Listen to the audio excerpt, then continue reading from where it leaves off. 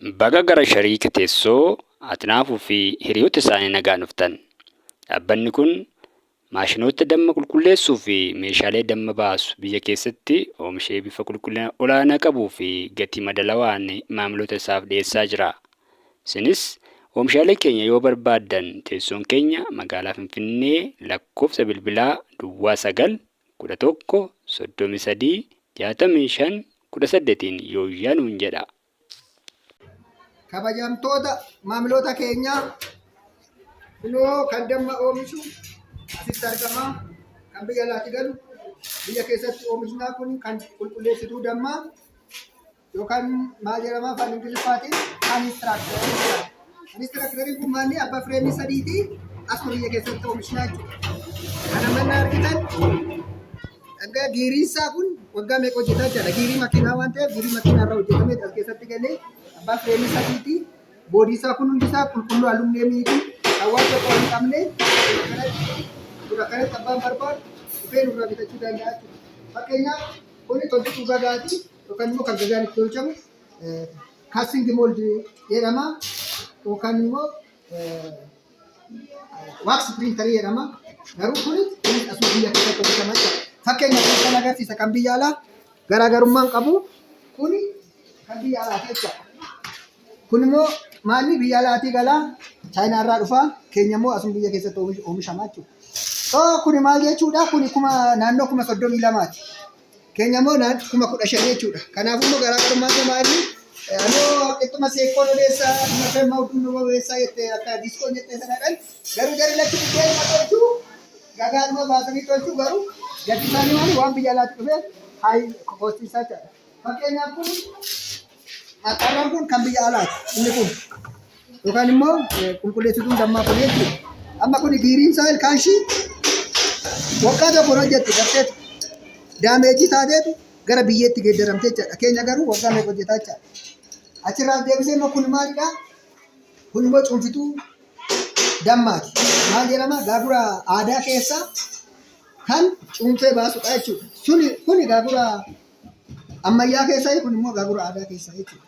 Kun amma akkanatti yeroo akkanatti baaftee damma fiddee as keessa galchitaa damma kana galchitee nyaatee kana gingilchaa kana sirra goota damma kana fudhatannaasi akkatti cuunfituu eessaa yaa'a gingilchaa kana keessaa nadhiin dammaa yaa'a jechuudha. Nadhiin dammaa sun yaa'ee eessatti dhaqaasi gabatee irratti yookaan immoo waan barbaadde irratti gadi yaa'a jechuudha. Kanaafuu kun maalidhaa?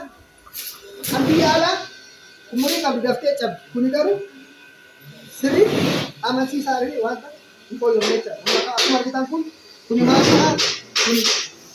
Kun jennaa fireemiin tokko lama sadii jennaatti galu asiin booddee naannoo nadhiinsaa eessaan ba'a bool baalbii jedhama. Asii kana akkana gootee nadhiisaa yaaftaa jechuudha. Gaafa yaaftee fixe maal gootaa kana akkana cuftaa jechuudha. Kanaafuu kun maalidhaa? Qulqulleessituu danda'a jechuudha. Fakkeenyaaf akkuma argitan kana kun asitti filamee ta'a. Guyyaa tokko dabalashee ilkaan isaa waan tokko ta'e nutti deebi'ee beekuu jechuudha. Waggaa baay'ee jiru jechuudha. Kanaafuu amma maalli nuti hidhiinsa gabaa barbaannaa tokkoffaa naannolee faana hojjechuu barbaannaa. Bulchiinsa magaalotaa faana hojjechuu barbaannaa. Garuu namoonni baay'een hojjetan kan biyya alaatitu garuu immoo kan biyya alaa daameetii yeroo baay'ee jalaa ta'e gara keenya fidu. Hundi isaanii kun kaastumni boolli kun tooyyaa cabee waan tokko ta'e gara keenya fidu maatiin gara keenya fidu. Garuu amma kana ta'u kan biyya keessatti fayyadamnee doolaarii yookaan immoo biyya alaatti doolaara baasii ba'u as biyya keessatti oolchinee jechuudha. Yookaan immoo oomisha bakka buutuu hojjechuudhaan immoo kan kennu jedhamu afaan Amaariffaatiin akkuma asitti argitan kun maalinni hariitiin kan isa godhadhoowwan saayizii fi halluu barbaaddeen jira jechuudha. Kun amma nu biratti nagaalee garaagarummaan isa baay'ee garaagarummaa qaba. Hariiroo xiqqaa ta'e lama ol garaagarummaa qaba. Dareetii uffatanii jiraatan garuu akka wanti qabu yookaan immoo gadi qaba. Akkuma argitan kana kunuu as keessatti oomishamaa hundumtuu gara biraatiin dhufuun immoo kun kan beelirraa kan irratti hojjetamu meeshaalee kun hundumtuu asuma biyya keessatti argamaa jira. Kanaafuu nu bira dhuftanii yoo bittan kana fakkeenyaaf amma kun tuuttaa kophaatti hojjetu ture. Amma tuuttaa faana kun galma irratti jira jechuudha. Amma kana gootee tuuttaa faana bitti qaba. Asii bittisa maal gootaa qollo fadhaa jechuudha. Addeenyaa qollofatte maal taati? Dhiifama. Duubatti nyaatan.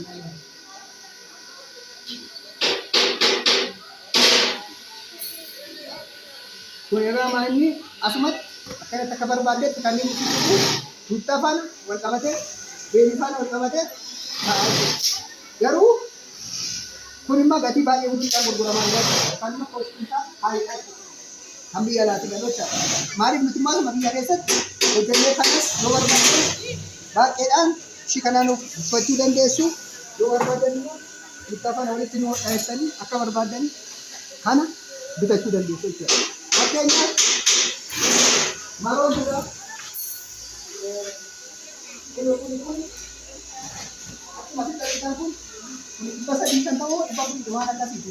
Maroochuun kan gagaa ittiin addaan baasan jecha. Kun immoo siisilee jedhamtee afaan Ingiliffaatiin kuni maalinni kuni akkuma oomishama jecha. Kun egaa maaliif duratti baay'ee gadi butaa gatiinsa. Yoo markaatoo kan gocha bara iddoo adda addaatii deemtanii warra biyya alaatti dhibba sadii gadi gurguran. Kun nuti garuu dhibba shantama gurgurra. Kun maaliin sibiiluma kan isaanii jireenya sibiiluma garaagarummaa qabu. Garuu garaagarummaan isaa maanni doolaariidhaan waan dhufu namoonni baay'een isa barbaadu. Isa gatii isa ol kaa barbaadu malee meeshaa qulqullina yookaan cimina yookaan gadi meeshaa barbaadu jechuudha. Kun immoo aduu qaba. Kanaafuu biyya keessa meeshaa biyya alaatiin isa meeshaa biyya keessaa ilma biyya keessaa oomishu. Ilma biyyaa jajjabeessanii meeshaa biyyatti fayyadamanii doolaara biyya alaatii galu. Achi hambisanii biyya ofii keessatti oomishanii oomisha biyya ofiitiin fayyadamu kan hundee qabu kan akka hundeedhaa kana ta'u.